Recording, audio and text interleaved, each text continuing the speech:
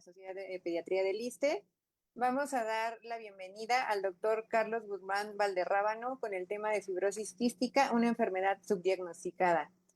El doctor Carlos es médico cirujano por la Universidad Autónoma de Veracruz, de la Villa Rica, Veracruz, con especialidad en pediatría en el Centro Médico Nacional 20 de Noviembre del ISSSTE, subespecialista en neumología pediátrica en el Hospital Infantil de Especialidades de Chihuahua y alta especialidad en fisiología respiratoria y laboratorio de función pulmonar en Instituto Nacional de Enfermedades Respiratorias, el INER.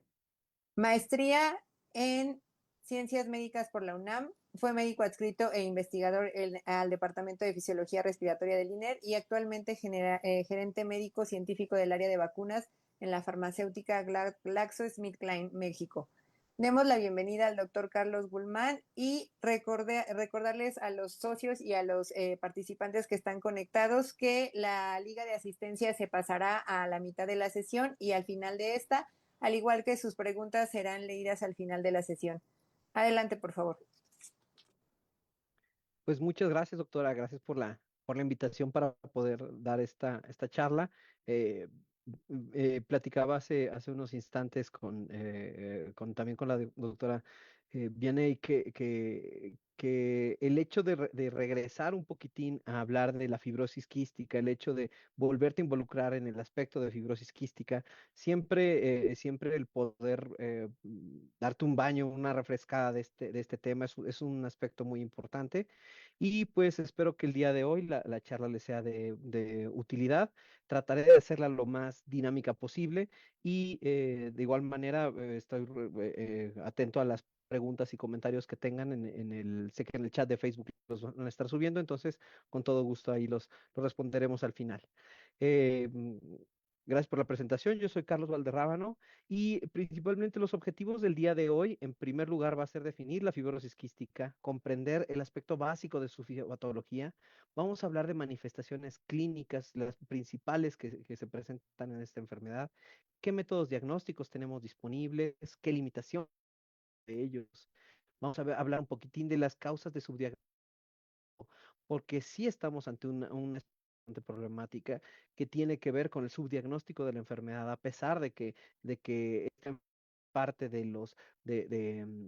las enfermedades que se estudian en el tamiz neonatal, y de igual manera algunas sugerencias relacionadas con las estrategias que pueden hacer que se mejore la detección temprana de esta enfermedad.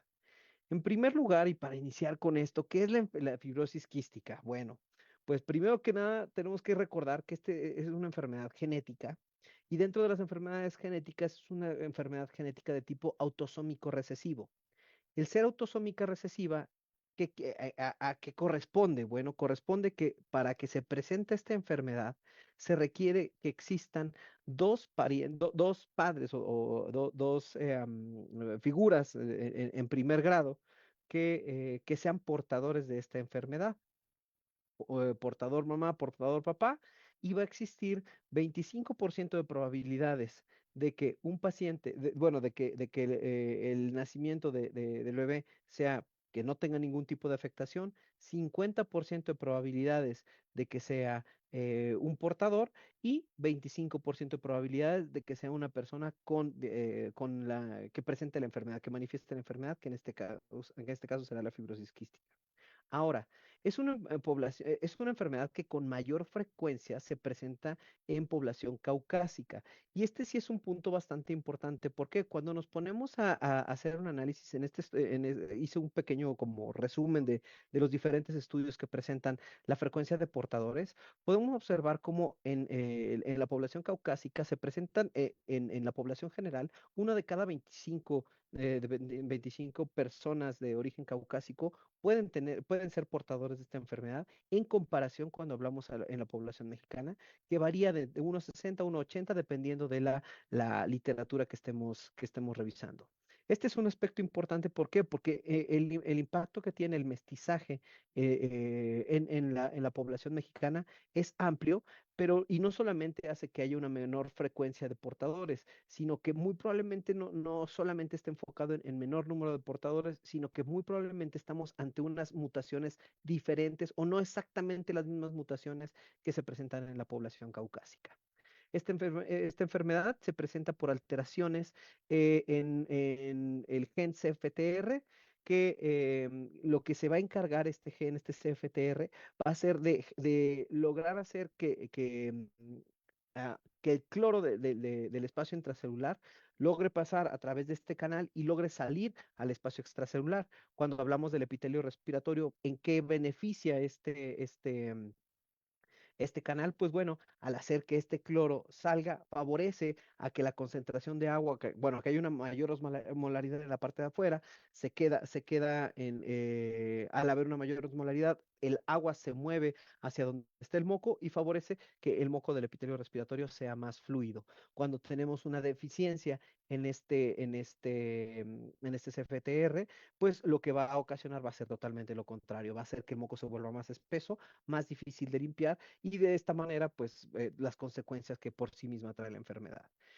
Principalmente va a afectar el aparato respiratorio y el digestivo, y más adelante hablaré de manifestaciones clínicas, pero sí me gustaría hacer énfasis porque, sobre todo en población mexicana, en población latina, es con mayor frecuencia, no con mayor frecuencia, no es raro encontrar más afectaciones digestivas, este, eh, casi en todos los casos se detectan los respiratorios, pero estos pacientes que son predominantemente digestivos, que son estas manifestaciones no tan clásicas, se pueden llegar a presentar un poquito más en la población mexicana.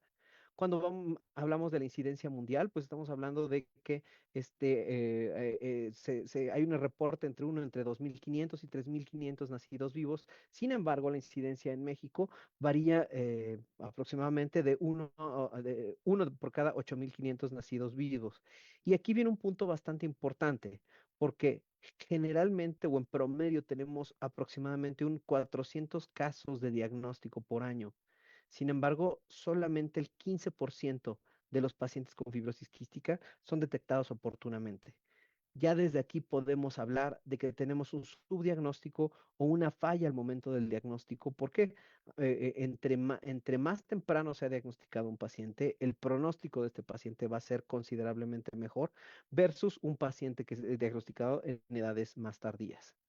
Regresando a estos puntos de la definición de la fibrosis quística, podemos observar en esta distribución, bueno, en esta gráfica de calor, cómo México se encuentra dentro de este grupo de países que se encuentran en números cafés, que no tenemos una incidencia muy alta, pero muy probablemente no sea el problema de la incidencia que no sea alta, sino muy probablemente tiene que ver con el diagnóstico, tomando en cuenta que solamente estamos diagnosticando de manera oportuna el 15% de los pacientes que tienen diagnóstico de fibrosis quística. Ahora, fisiopatológicamente, esta enfermedad se ve por una mutación en el CFTR, que este CFTR está localizado en el cromosoma 7, codifica la proteína reguladora de canales de cloro, y existen más de 2.000 mutaciones descritas. Estas mutaciones van a clasificarse en 6 grupos, por así decirlo, o en 6 clases, dependiendo del mecanismo. Y este es un componente muy importante. ¿Por qué?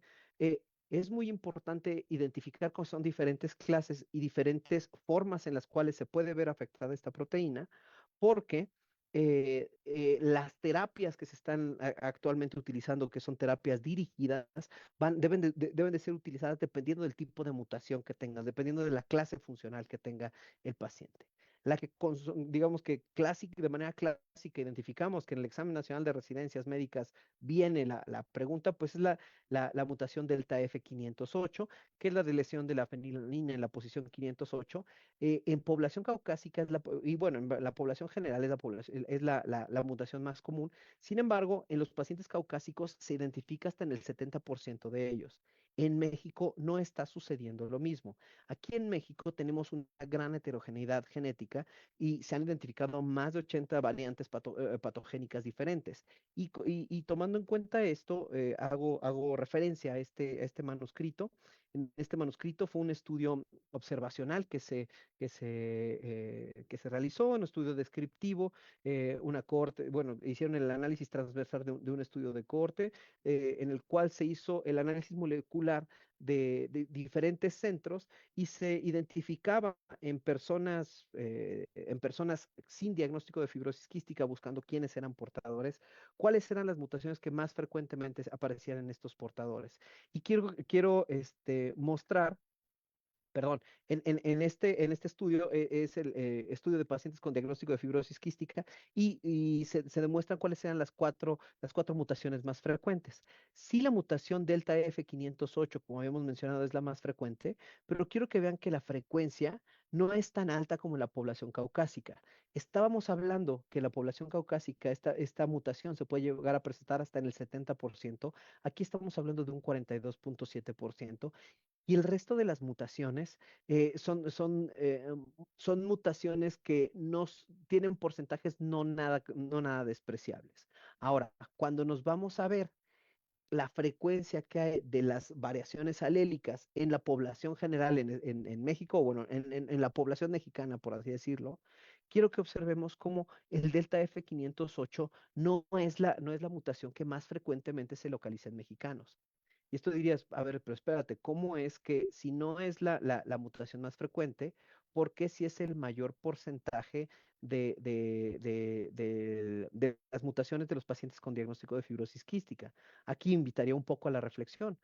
¿No será que se nos están yendo algunos pacientes que tal vez son clase 3, clase 5, que tal vez no tienen tanta afectación y que por eso no los estamos detectando, que no tienen síntomas tan, tan floridos como, una mutación de clase 1 o clase 2, y que por ello es que no estamos detectando a estos mismos pacientes?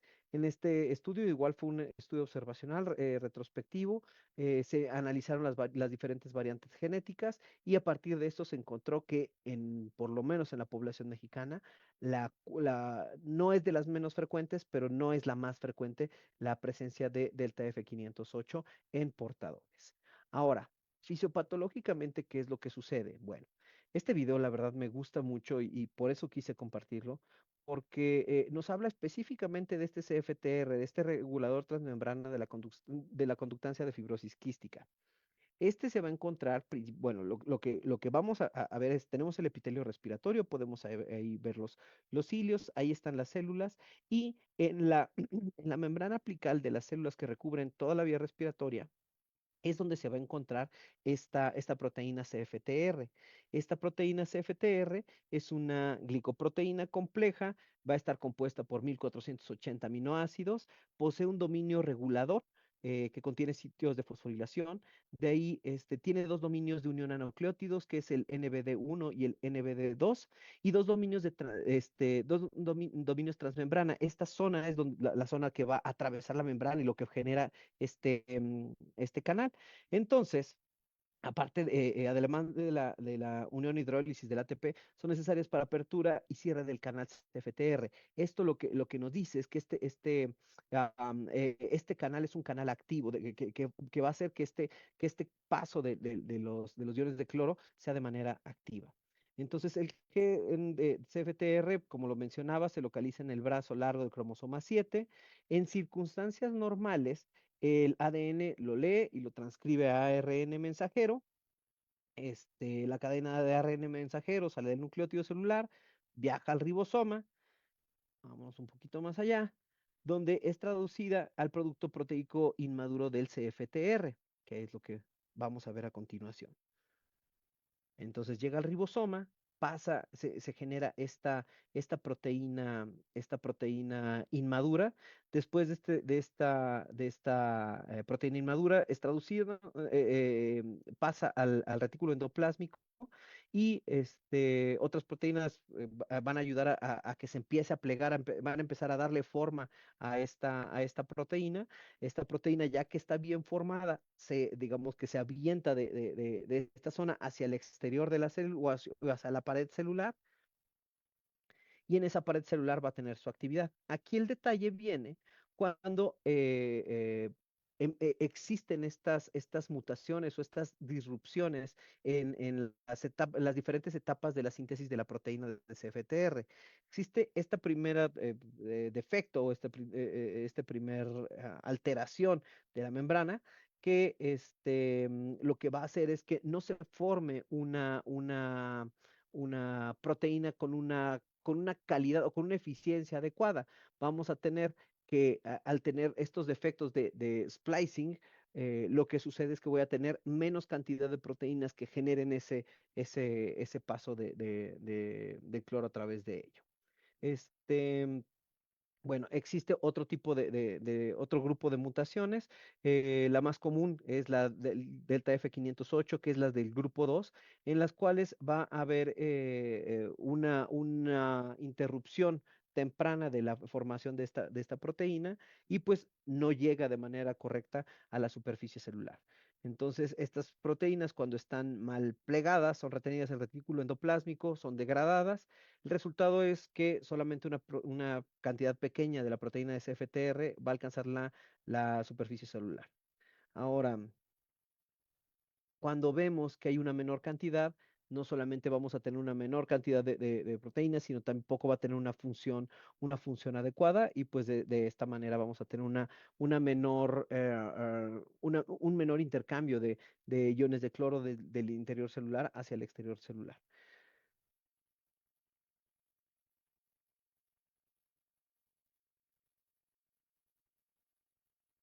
Quiero adelantar, denme un segundo.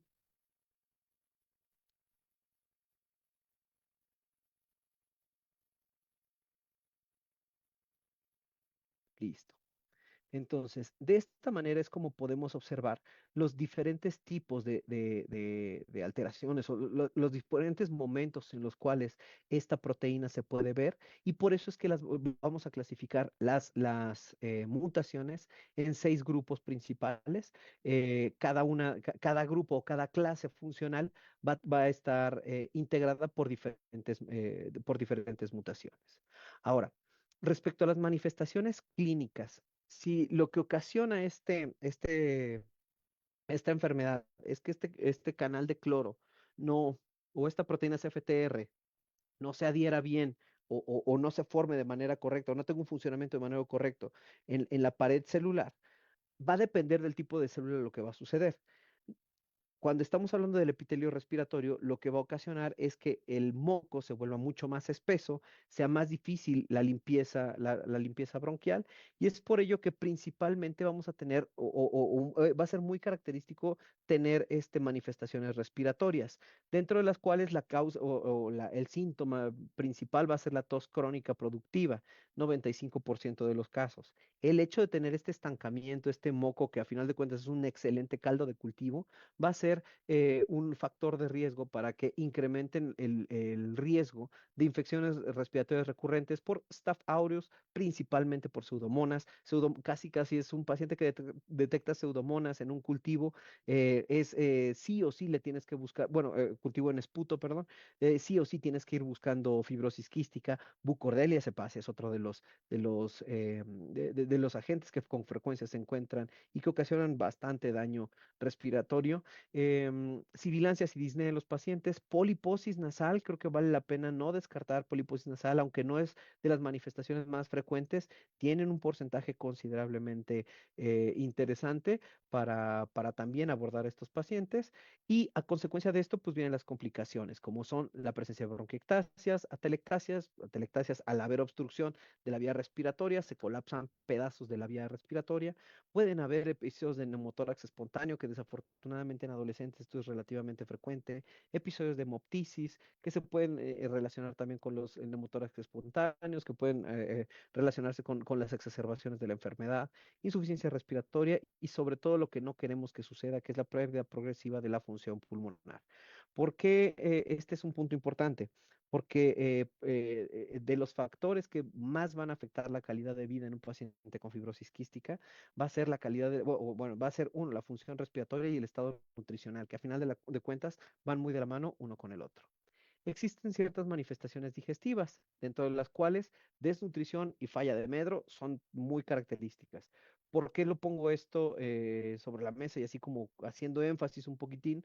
Porque es uno de los diagnósticos diferenciales que tenemos que tener en el seguimiento del niño sano. Cuando un pequeño noto que tiene un estancamiento en el crecimiento, tal vez estoy estancado en la talla y no está ganando peso, independientemente de que obviamente hay otras causas por las cuales pudiera suceder este tipo de problemas, pues bueno, fibrosis quística es uno de los diagnósticos que no debemos dejar pasar.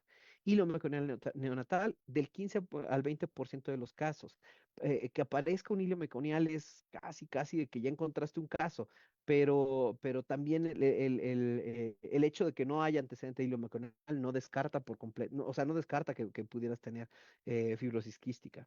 Este atorrea, mala absorción de vitaminas liposolubles, que este es un punto muy importante sobre todo al momento del tratamiento. No solamente es darle la asesoría nutricional, no solamente es darles, favorecer esta...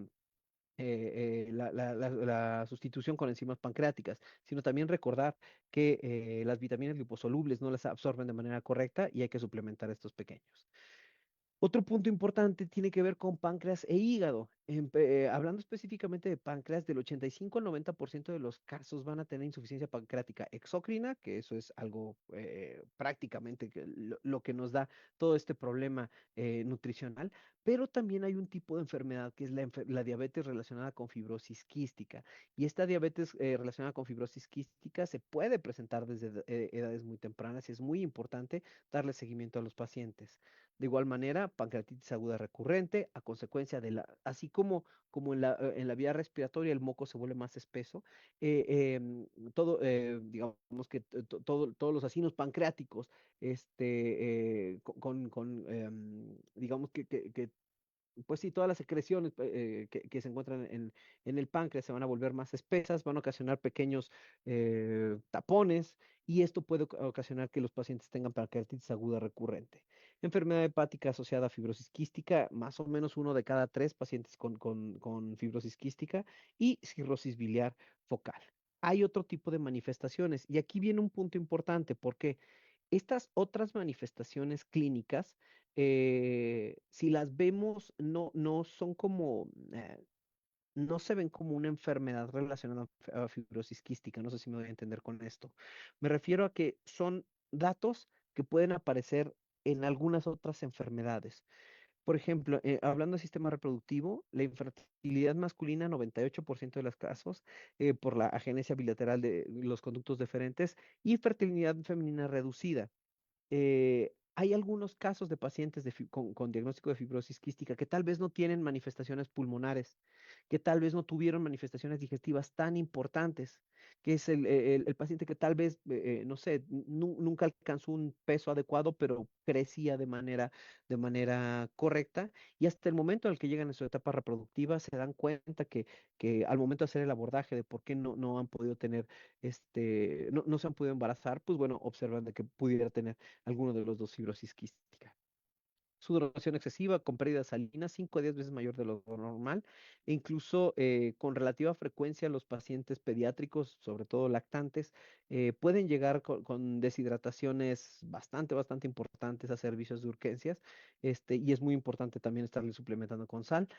Artropatía relacionada con fibrosis quística, osteoporosis, acropaquias relacionadas totalmente con la hipoxemia crónica y complicaciones metabólicas como síndrome de pérdida salina y alcalosis metabólica hipoclorémica, que también es otro punto importante, ¿no? Estos diagnósticos metabólicos que de repente hacemos más sindromáticos, pues, bueno, nunca dejar atrás que si yo veo una alcalosis metabólica hipoclorémica en un paciente o en un sujeto que tiene datos de falla de medro, un paciente pediátrico que tiene falla de medro, que ha tenido infecciones respiratorias de repetición, que tal vez no está ganando peso de manera adecuada, pues bueno, no descartar que pudiera ser fibrosis quística. Cuando nos vamos a manifestaciones clínicas por grupo de edad, creo que aquí vale mucho la pena o sea, poner como un poquito atención en cuanto a que conforme más adulto es el paciente, o conforme mayor edad tiene, las manifestaciones van a ser cada vez más, más floridas, punto número uno.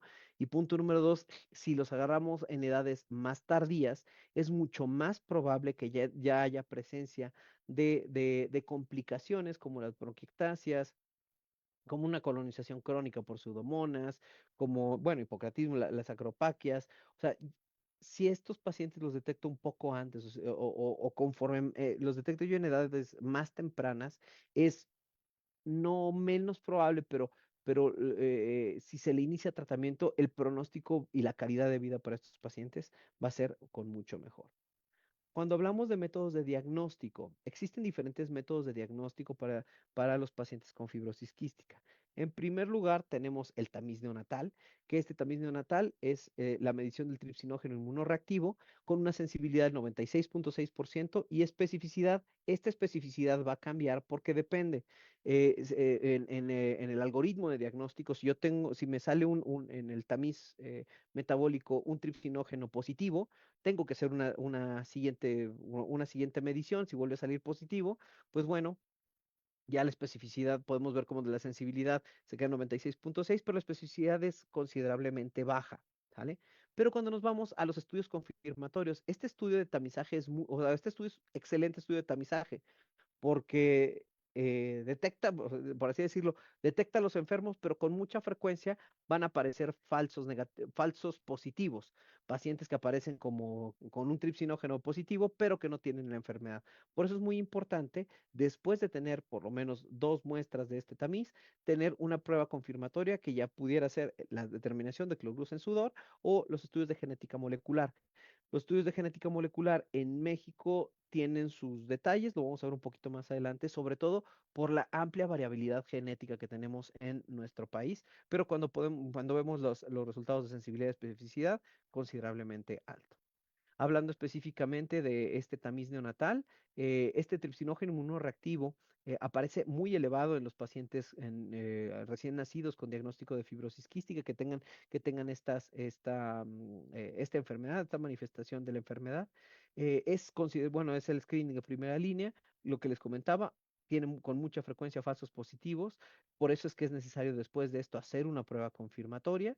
Y en México, el tamiz neonatal ampliado ha sido obligatorio desde el año 2013 y desde el año 2016 ya se incluyó la detección de fibrosis quística. Entonces, ahorita sí o sí, paciente o persona que nace en México y se le hace un tamiz metabólico, se le está detectando, se le está buscando este tripsinógeno inmunorreactivo con el objetivo de la detección temprana de la fibrosis quística. ¿Qué limitaciones tiene? Bueno, no detecta todas las formas de fibrosis quística, que este es un punto importante. Varía dependiendo del tipo de mutación, si va a aparecer o no va a aparecer, o si va a modificar o no va a modificar este tripsinógeno inmunorreactivo. Y pues bueno, que solamente salga positivo esta prueba de tamizaje no me da el diagnóstico, es forzoso una prueba confirmatoria, ya sea la determinación de cloruros en sudor o el análisis genético. Cuando nos vamos a la determinación de cloruros en sudor, voy a hacer un poquito énfasis en él, porque yo recuerdo antes de tener experiencia haciendo la toma de las muestras, en Chihuahua nosotros hacíamos toma de muestras para pacientes con fibrosis quística, no me imaginaba cómo se recolectaba el sudor. ¿No? No me imaginaba cómo era la recolección de sudor, cómo le tomabas muestra de sudor y a partir de qué edad se tendría que hacer. Pues bueno, lo primero que se tiene que hacer es hacer un estímulo directo en la piel, que es siempre les digo a los pacientes que es ponerles como un reloj con unas gomitas, con unos gelecitos, que son geles de pilocarpina. Esto lo que va a ser estimular de manera local a las células donde se está produciendo las glándulas sudoríparas y a partir de eso, después de hacer esta estimulación, que digamos que en esta imagen podemos ver los electrodos con los que se hace la estimulación, aquí abajo de cada electrodo está como una bolita de gel de pilocarpina y después de eso se hace la recolección cuantitativa del sudor y se hace la medición de los cloruros de la determinación de cloruros. Este, fisiológicamente, ¿cómo funciona esta célula secretora o esta glándula secretora sudorípara? Bueno, el CFTR aquí tiene una acción al revés de la acción que tiene en el epitelio respiratorio. Y aquí, ¿por qué digo que una función al revés? Porque a diferencia de en el epitelio respiratorio, que lo que yo busco es que este canal lo que haga es aviente el cloro intracelular hacia la parte de afuera del epitelio. Aquí digamos que están puestos de manera al revés. Para lo que va a servir es para hacer que se haya reabsorción de este cloro. Entonces, cuando falla este CFTR en estas células, en estas células de la glándula sudorípara, lo que va a suceder es que vamos a empezar a perder mucho cloro en el sudor.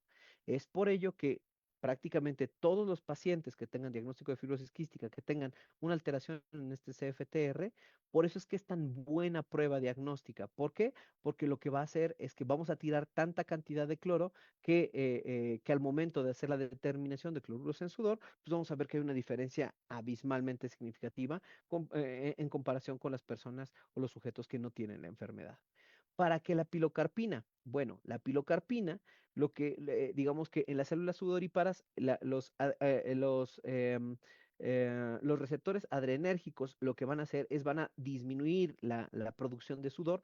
Los receptores colinérgicos van a estimular esta célula sudorípara y va a incrementar la producción de sudor. Entonces, lo que hacemos con esta pilocarpina, que a final de cuentas es un muscarínico, es un componente muscarínico que actúa sobre los receptores M3, lo que va a hacer es estimular estas glándulas sudoríparas, de ahí se le pone una especie de reloj, por así decirlo. Aquí es un pequeño tubo que está enrollado y por capilaridad va a ir absorbiendo todo el sudor que se vaya produciendo, y el diámetro de esta zona de recolección es exactamente el mismo diámetro de los geles sí, los geles de pilocarpina. Entonces, después de haber hecho la estimulación, en el mismo sitio se coloca este gel y se deja durante 30 minutos para que se empiece a recolectar el sudor. Ahora, ¿por qué 30 minutos? Pues bueno, 30 minutos es más o menos el tiempo de duración de la secreción de cloro en el acino secretor.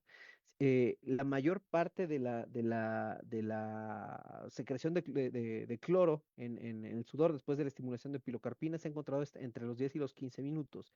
Es muy frecuente que en el paciente con fibrosis quística, en el sujeto sano, de repente notamos que da tal vez una vueltita, que no se recolecta mucho sudor a pesar de que se haya estimulado. Pero el paciente con positivo para fibrosis quística es muy frecuente que a los 10, 15 minutos ya tengamos 3 o 4 vueltas de sudor, y a los 30 minutos con relativa frecuencia hasta se sale el sudor. Se le pone un colorante nada más para poder identificar que se está recolectando. Y si dejamos mucho tiempo puesto, o sea, si dejamos más de 30 minutos esta recolección, pues empezamos a diluir la muestra, entonces podemos empezar a tener falsos negativos. Por eso es tan importante que la recolección de la muestra sea una recolección adecuada.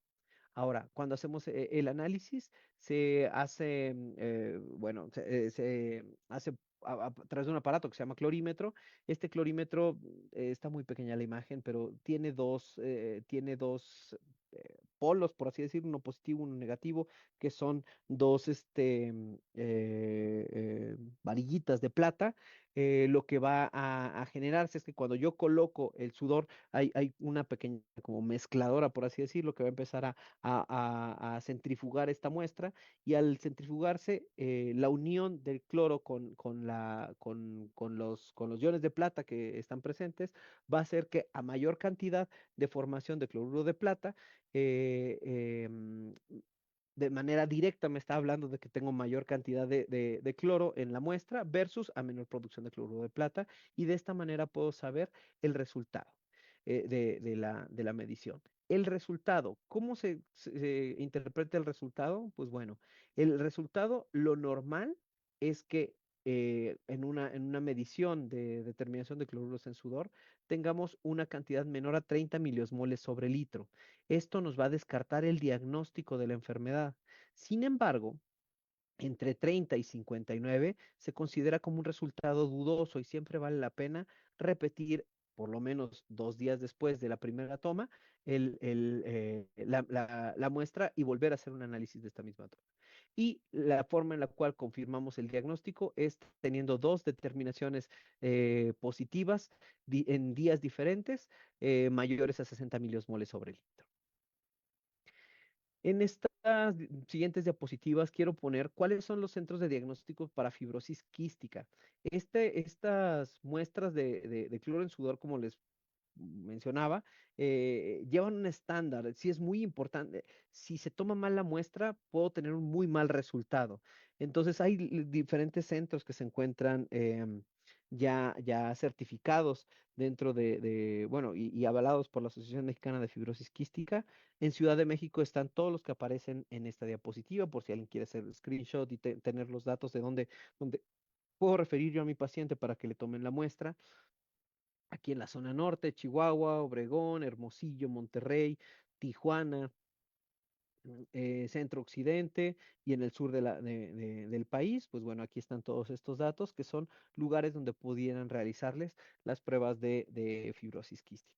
Hablando específicamente del diagnóstico genético, lo que se busca o lo que se hace con el diagnóstico genético es la secuenciación del gen CFTR. Y aquí hay que tener un poquitín de cuidado. ¿Por qué? Porque hay laboratorios o hay laboratorios que solamente hacen un análisis de las 5 mutaciones más frecuentes, pero no siempre son las 5 más frecuentes en población mexicana. Entonces, puede ser posible que le tomen la muestra al paciente, el paciente tiene toda la clínica y en ese panel de 5 mutaciones pues, sale todo negativo. Entonces, ¿descarta el diagnóstico? Pues no lo descartaría, simplemente me dice que no es ninguna de esas 5 mutaciones. En el INMEGEN es el único centro que por lo menos de lo que pude encontrar, que hacen el análisis completo del gen CFTR. Muy probablemente hay algunos otros laboratorios. La verdad, no he tenido la experiencia con enviar el diagnóstico genético. Generalmente los pacientes que he detectado ha sido por determinación de cloro en sudor y generalmente en asesoría genética los genetistas son los que se encargan de solicitar ese estudio. Sin embargo, pues bueno, habrá instituciones públicas que tengan un poquito más de información de esto.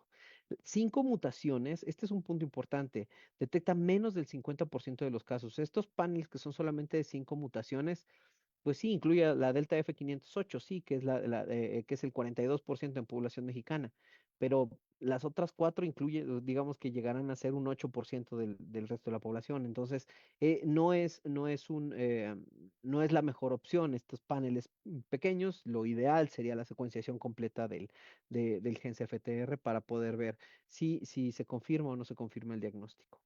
Ahora, el resultado, pues bueno, aquí es un punto importante.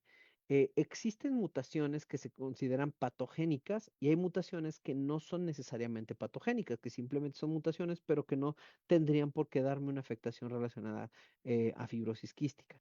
Entonces, el resultado se interpreta como 2 mutaciones patogénicas es igual a diagnóstico. Pero si solamente tengo una de las mutaciones, recordemos que tenemos, o sea, en nuestro código vamos a tener dos, vamos a tener pares, por así decirlo.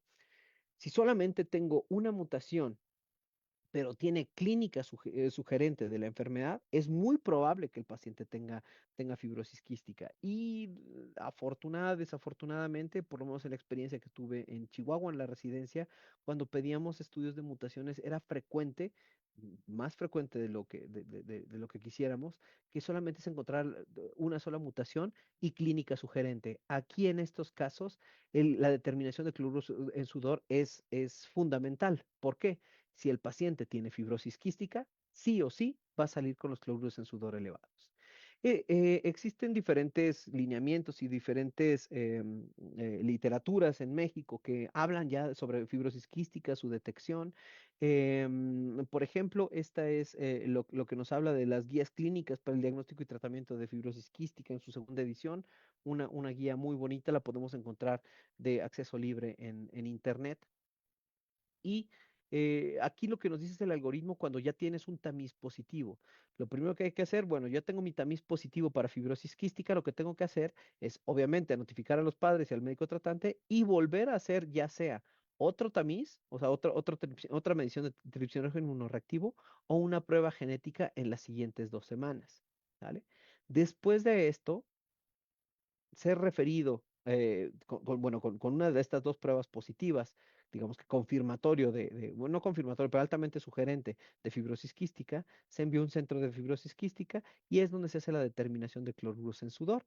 Si el cloruro en sudor es más de 60 miliosmoles sobre litro, ya es diagnóstico de fibrosis quística, menos de 29 descarta, prácticamente descarta fibrosis quística, pero puede ser que aparezcan estas mutaciones que entran en este grupo de rango dudoso, de entre 30 y 59, que muy probablemente son estas mutaciones que no son tan sintomáticas en los pacientes.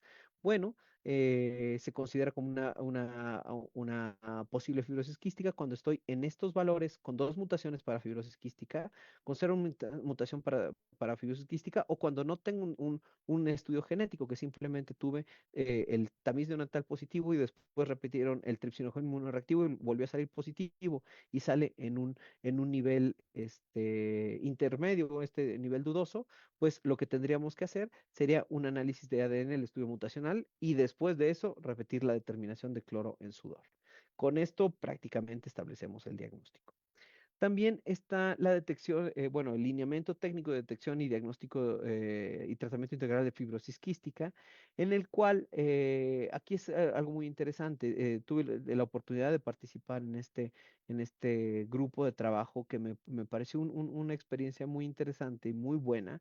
¿Por qué? Porque ellos, o bueno, la sugerencia es que se ponga, después de haber repetido el tripsinógeno monorreactivo, las variantes genéticas y el análisis genético. Y la verdad, como que me voló mucho la cabeza porque decía, no es más difícil eso, no es más difícil este estudio genético, pero cuando estamos hablando de este tipo de enfermedades, es mucho más eficiente tener estas pruebas genéticas y buscar si están estas variantes patogénicas y a partir de eso, posterior a ello, ya cuando tenemos una alta sospecha de fibrosis quística, bueno, pues ya realizar la determinación de cloruros en sudor, ya nada más para confirmar el diagnóstico. Actualmente existen diferentes criterios diagnósticos. En primer lugar, están las características clínicas. Si aparece una o más de estas características fenotípicas, que serían la enfermedad sinopulmonar crónica, anomalías gastrointestinales nutricionales, síndrome de pérdida salina, azoospermia obstructiva, más ya sea cloro en sudor más de 60 o dos mutaciones patogénicas dos mutaciones de CFTR patogénicas, con eso confirmaríamos el diagnóstico de la enfermedad. No me quiero, este es otro de los algoritmos que existen, no me voy a detener tanto en ello, me parece que este es uno de los algoritmos más completos que aparecen en la guía, en las guías clínicas para el diagnóstico y tratamiento de fibrosis quística de México, establecido, bueno, que fue liderado por el doctor José Luis Lezana, y nuevamente podemos ver cómo es la integración, no solamente a partir de la prueba de tamizaje, sino también cuando tengo alta índice de sospecha, el paciente tiene clínica de fibrosis quística, pues vale la pena siempre hacer esta prueba de determinación de cloros de sudor, ya sea para confirmar, descartar o ver cuál es el abordaje que se le tiene que dar. Respecto al tratamiento, desafortunadamente, esta es una enfermedad genética y no tiene una cura. Al día de hoy no tenemos un tratamiento que yo te pueda decir, le das esto y se le quita la fibrosis quística. Desafortunadamente no es una realidad. Sin embargo, el tratamiento, dado que es una enfermedad genética, no solamente va a afectar la vía respiratoria, afecta vía digestiva, afecta este sistema reproductivo, tiene afectaciones multisistémicas. Es por ello que es muy importante tener un tratamiento integral multidisciplinario, en el cual siempre voy a hacer énfasis que el líder o el director de la orquesta siempre debe de ser el pediatra porque es quien va dando el seguimiento. Nuevamente, las guías de práctica clínica de fibrosis quística nos hablan de que el equipo de atención debiera estar integrado por el experto en fibrosis quística, el líder pediatra, puede ser también un neumólogo pediatra, un gastroenterólogo, nutrición clínica, fisioterapia respiratoria, psicología y trabajo social. Este sería como el equipo recomendado. Sin embargo, el año pasado se presentó en este Journal de Fibrosis Quística un documento de posicionamiento relacionado con cómo debería de estar estructurado el equipo que debe de tener o que debe de estar al pendiente de un paciente con fibrosis quística. Y cuando vemos todo este equipo, pues podemos observar que es una cantidad grandísima de personas que debemos estar involucradas con este paciente. Y más que irme en estos esenciales que son prácticamente quienes mencionaba, me interesa hacer énfasis en estas otras especialidades. Quiero que observemos cómo hay especialidades que no frecuentemente relacionamos, por así decirlo, con fibrosis quística. Por ejemplo, no frecuentemente hablamos de un cardiólogo en fibrosis quística, no frecuentemente hablamos de un hematólogo. ¿Y por qué es importante que estos, tal vez no de primera línea, pero sean personas que se encuentren entrenadas y se encuentren sensibilizadas a la enfermedad? Pues porque, hablando específicamente de los alergólogos e inmunólogos, hay un mayor riesgo de aspergilosis broncopulmonar alérgica e hipersensibilidad a antibióticos en pacientes con fibrosis quística. Hablando de los cardiólogos, hay un mayor riesgo de enfermedad cardiovascular relacionada con edad debido a mayor expectativa de vida y alta prevalencia de diabetes relacionada con fibrosis quística, mayores tasas de dislipidemia, hipertensión al envejecimiento, a mayor edad también, a mayor supervivencia de los pacientes se han detectado estas otras comorbilidades. Eh, Hematólogo oncólogo, esto me llamó mucho la atención, tiene un mayor riesgo de cáncer colorectal en pacientes mayores con FQ, que se suma al riesgo general de cánceres relacionados con la edad, que generalmente son tamizados de manera rutinaria por un equipo médico de atención primaria. Entonces, cada una de estas especialidades tiene un involucramiento en el paciente con fibrosis quística. ¿Por qué? Porque el paciente con fibrosis quística no solamente va a tener manifestaciones pulmonares, no solamente es el niño que tiene tos y que no sube de peso, sino va a tener manifestaciones en diferentes sistemas. Es por ello que el tratamiento va a tener diferentes componentes. Cuando nos vamos a los componentes del tratamiento, punto número uno y fundamental es la terapia respiratoria y fisioterapia pulmonar. ¿Por qué? Las complicaciones y la mayor mortalidad del paciente con fibrosis quística está relacionada con la enfermedad pulmonar. Reemplazo enzimático pancreático. Esto es muy importante para porque al final de cuentas esto va a tener que ver totalmente con el estado nutricional del paciente. Soporte nutricional especializado. No es lo mismo, no es el mismo tipo de dieta la que requiere un paciente con fibrosis quística que un sujeto sano. Tratamiento agresivo a las infecciones. Siempre uno de mis maestros decía, en cuanto detectes la primera colonización, lo que tienes que buscar es erradicarla, porque si no la erradicas, ya no la vas a erradicar nunca. Entonces, este es un punto bastante importante. Actualmente ya existen moduladores de CFTR, que vamos a hablar un poquito más de ellos, y medicamentos de última generación, que son los reparadores del defecto genético, que actualmente se encuentran solamente en investigación. Hablando específicamente del tratamiento sintomático, es muy importante el drenaje postural, la percusión torácica, los dispositivos que generan oscilación, los mucolíticos como la dornasa alfa, como la solución salina hipertónica, broncodilatadores. Los broncodilatadores son muy, muy, muy importantes porque antes de una rehabilitación pulmonar o antes de una terapia, de una fisioterapia pulmonar, es muy importante que el paciente se encuentre con una buena broncodilatación y también antes de nebulizar cualquier tipo de mucolítico, los mucolíticos pueden generar este efecto de broncoespasmo. Entonces tener una nebulización previa con un broncodilatador de acción corta es fundamental para estos pacientes. Los antibióticos que ya sean pueden ser inhalados, antibióticos orales, intravenosos, etcétera. En el soporte nutricional, la valoración nutricional es fundamental para el paciente con fibrosis quística. El paciente debe tener un tipo de dieta adecuada para el requerimiento de este paciente. Independientemente de esto, también debe de contar con la suplementación de las enzimas pancreáticas. Hace rato les comentaba, las vitaminas liposolubles no tienen una buena absorción de estas vitaminas, tiene que haber una suplementación de estos. El soporte calórico, una dieta alta en calorías y grasas, y algunos otros suplementos como es sal, zinc o ácidos grasos esenciales. Hace rato les mencionaba que existen algunas terapias que se llaman terapias moduladoras del CFTR. ¿Y estos medicamentos qué hacen o en qué consisten? Bueno, depende del tipo de medicamento, es lo que lo que va a hacer, por así decirlo.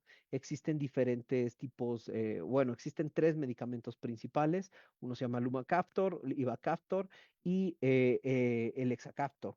Estos medicamentos lo que van a hacer, dependiendo de la clase funcional, dependiendo del tipo de mutación a la cual nos estemos enfrentando, Delta F508 se encuentra dentro de esta clase 2, pero dependiendo del tipo de clase funcional que tenga mi paciente, es el tipo de tratamiento si sí o si no le va a funcionar.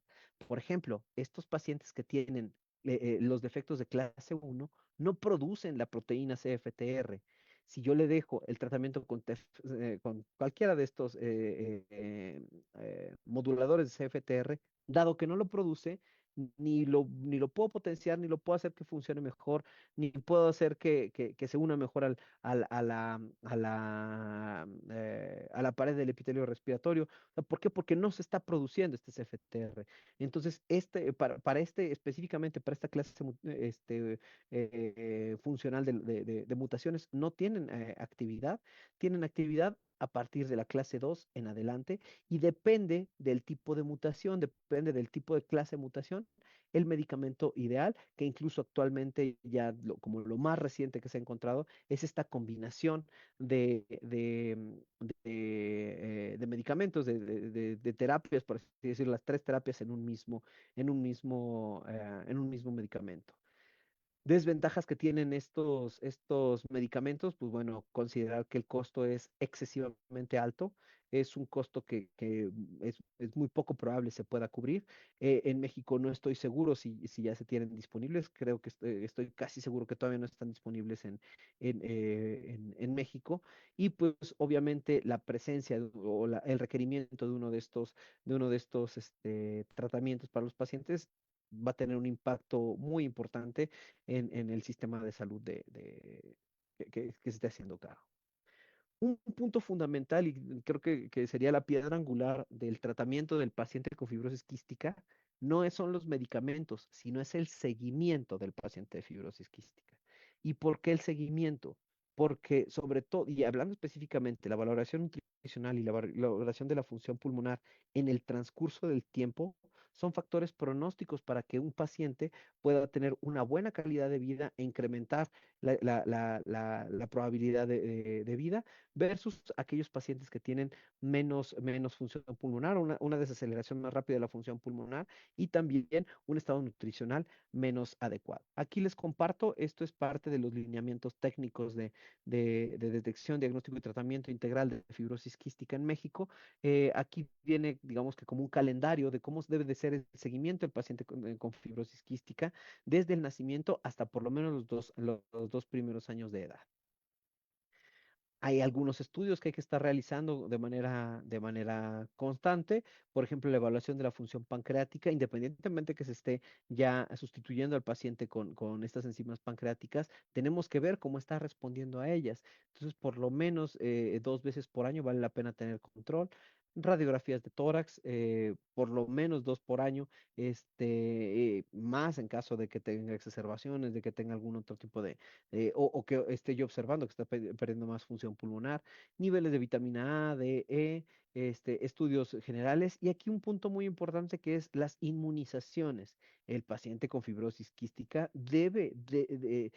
sí o sí tiene que tener su esquema de vacunación al corriente. No hay ninguna contraindicación para la aplicación de ninguna vacuna para los pacientes que tienen diagnóstico de fibrosis quística.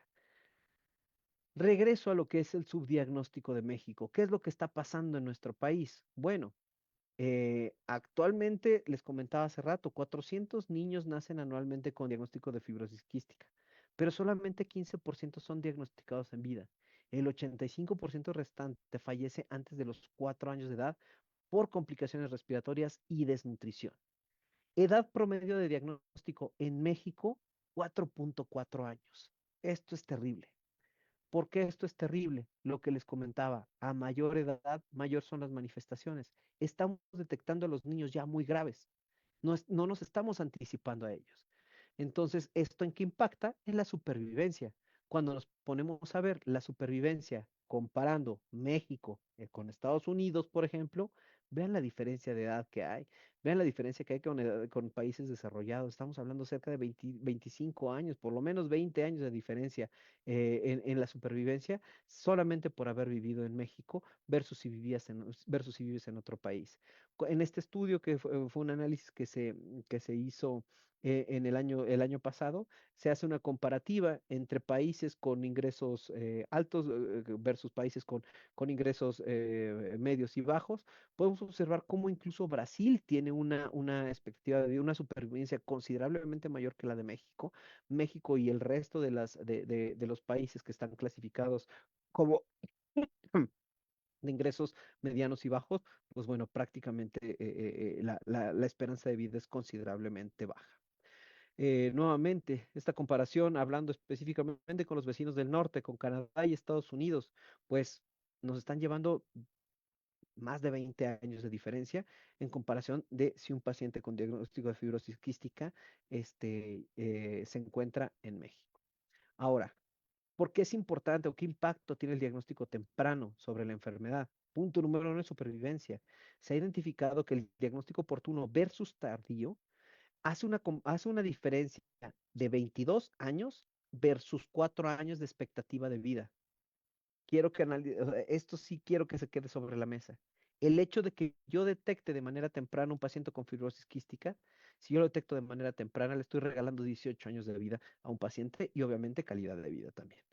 27% de los pacientes mexicanos alcanzan una edad adulta cuando se les inicia tratamiento en una edad temprana. Otro punto importante que les comentaba de la calidad de vida, si yo los detecto de manera temprana, el estado nutricional va a verse menos afectado porque lo voy a empezar a suplementar desde un inicio. Al empezar si tuviéramos las terapias de CFTR estaría genial, pero si no, simplemente con las medidas de fisioterapia pulmonar, con las estrategias de limpieza bronquial, voy a favorecer a que se preserve esta función pulmonar, que no tengamos este deterioro de la función pulmonar y una mayor probabilidad de una vida adulta plena y productiva. Totalmente la expectativa de vida de las pacientes con fibrosis quística se ha relacionado con los tratamientos que existen. Eh, el detalle también del tratamiento es la accesibilidad. El tratamiento para fibrosis quística en general, independientemente de los potenciadores, independientemente de los reguladores de CFTR, en general el tratamiento de los antibióticos inhalados, la dornasa alfa, las nebulizaciones de todos los días, el tener un nebulizador, genera costos importantes. Entonces, hay un estudio que se publicó en el año 2020, que fue un estudio retrospectivo, longitudinal, 205 pacientes con fibrosis quística, fueron centros de fibrosis quística de Monterrey y Centro de Fibrosis Quística de Monterrey, perdón. Y aquí lo que se evaluó fue qué pasa cuando con el estatus económico del paciente con fibrosis quística. Y pues bueno, creo que es lo esperable. Aquel paciente que tiene un alto nivel socioeconómico va a tener una mejor o una mayor expectativa de vida versus aquel paciente que tiene un bajo nivel socioeconómico. Pero quiero que vean la diferencia es abismal. Estamos hablando de que la mediana es de 29.46 años de supervivencia cuando estás en un alto nivel socioeconómico versus 15.12 años versus cuando tú estás en un nivel socioeconómico bajo. No solamente es el nivel socioeconómico, sino también infección crónica por pseudomonas incrementa 10 veces el riesgo de mortalidad en un paciente. La insuficiencia pancreática totalmente relacionada con el estado nutricional, tres veces más riesgo de muerte. Es por ello que pongo algunas propuestas o pongo algunos puntos que creo que vale la pena tener como estrategias para mejorar el diagnóstico de los pacientes con fibrosis quística. Hablando del sistema de salud en general, punto número uno sería ampliar la red de centros de diagnóstico certificados. Incluir fibrosis quística en fondo de gastos catastróficos, como les comentaba, es una enfermedad carísima. Fortalecer el tamiz neonatal existente. En los médicos, sospechar la enfermedad. En nuestra cancha está, si yo veo un paciente que no pasa absolutamente nada si le toman una muestra de sudor y sale negativa. Si sale negativa, qué bueno. Pero si sale positiva y es un lactantito, aún mejor, lo detecté temprano. Capacitación sobre heterogeneidad genética nacional, conocer presentaciones atípicas frecuentes, en instituciones desarrollar centros de atención especializada, mejorar acceso a medicamentos, coordinación entre los diferentes niveles de atención y muy probablemente más adelante tengamos que empezar a ver esa transición entre el paciente con fibrosis quística es atendido por pediatras y tiene que ser trascendido hacia los médicos de adultos, que es algo que ya está sucediendo en otros países. En conclusión, la fibrosis quística es clínicamente subdiagnosticada en México, 400 casos anuales, de los cuales solo el 15% son detectados de manera oportuna. El diagnóstico temprano no solamente es fundamental, sino va a cambiar dramáticamente el pronóstico de vida de un paciente con FQ de 22 años a 4 años de vida. Si yo lo detecto de manera temprana, le estoy regalando 18 años de vida y de calidad de vida a un paciente con fibrosis quística. Es importante considerar que tenemos amplia heterogeneidad genética, que eso implica que se complica el diagnóstico y se requiere la expansión urgente de centros especializados. Por mi parte, sería todo. Les agradezco mucho por su atención y quedo abierto a sus preguntas y comentarios. Muchas gracias. Ok, muchas gracias por su participación. Vamos a leer algunas de las preguntas. Eh, Había algunas preguntas que, bueno, ya se contestaron durante su plática. Perdónenme. Una de estas mencionaba si el uso de amicacina todavía está utilizado dentro del tratamiento, la amicacina inhalada como tratamiento de la fibrosis quística. Pues eso es una pregunta interesante. Eh, si no, estrictamente no tenemos amicacina para nebulizar, o sea, cuando nosotros nebulizamos un medicamento, cambiamos las propiedades de un medicamento, entonces tiene que estar diseñado para ser nebulizado. La amicacina que tenemos disponible en México no es diseñada para nebulizadores. Tobramicina sería una mejor opción porque tenemos tobramicina inhalada. Existen algunos otros antibióticos inhalados. Sin embargo, pues aquí viene el punto de disponibilidad. Entonces, en el mundo ideal, lo ideal sería esta amicacina inhalada, no utilizarla y utilizar medicamentos que sí están destinados para hacer medicamentos inhalados. Sin embargo, ante disponibilidad, se sigue utilizando todavía la amicacina en el tratamiento de los pacientes, sobre todo en exacerbaciones.